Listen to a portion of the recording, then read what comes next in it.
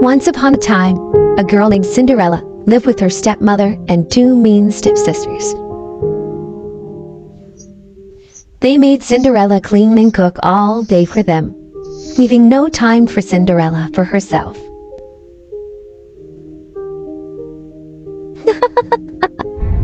One day, the king and queen of their village announced a grand ball for all the young ladies to attend. It was time for their son, the prince, to find a bride.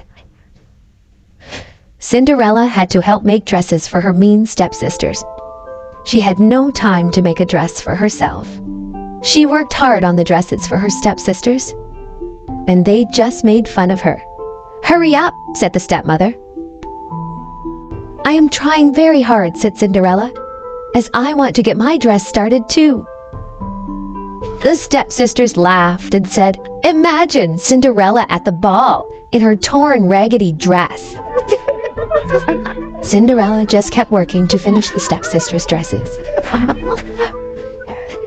On the night of the grand ball, a fine carriage picked up the stepsisters and stepmother, but left Cinderella behind to do her chores. Cinderella had no dress anyway. She had no time left after making the stepsisters' dresses to make her own. She waved goodbye and said aloud, "I wish I could go to the ball." Then, poof! All of a sudden, a fairy godmother appeared. Cinderella could not believe her eyes. "Who are you?" said Cinderella. "Well, I am your fairy godmother, and I will grant your wish to go to the ball." "But what will I wear?" said Cinderella, "and how could I ever get there?" Then, poof! With a touch of her magic wand on Cinderella's head, Cinderella was dressed in the finest ball gown and special glass slippers that fit only her. Cinderella looked at herself and could not believe it. "But how will I ever get there?" said Cinderella. And then, poof! With the touch of her magic wand, the most beautiful carriage was waiting to take Cinderella to the ball. "Have a wonderful time," said the fairy godmother. "But remember, Cinderella, at midnight, everything goes back to the way it was before." Cinderella promised her fairy godmother she would leave the ball by midnight. Cinderella went off to the ball. She met the prince and they danced all night. They danced, and they were having such a great time that Cinderella did not notice the time was slipping away. Dong! The clock rang. It was going to be midnight. Dong!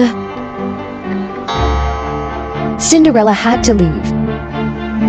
The prince begged her to stay. She ran up the ballroom stairs, and one of her glass slippers fell off her foot. "Please stay," said the prince. "We have just met." "Goodbye," she said, as she waved to the prince. And she slipped into her carriage and was whisked away.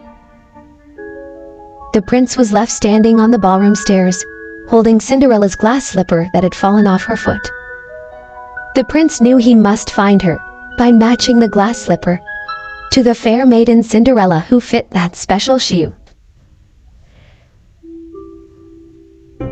The next day he visited all the fair maidens, and finally found Cinderella, who fit the glass slipper perfectly.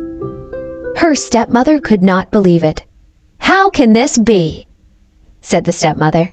"I can't believe this," said one stepsister. "Cinderella fits the slipper?" said the other stepsister. The prince knew he had found his bride. Cinderella pulled the other glass slipper from her pocket. He said, "Come with me to live in my castle, my future bride."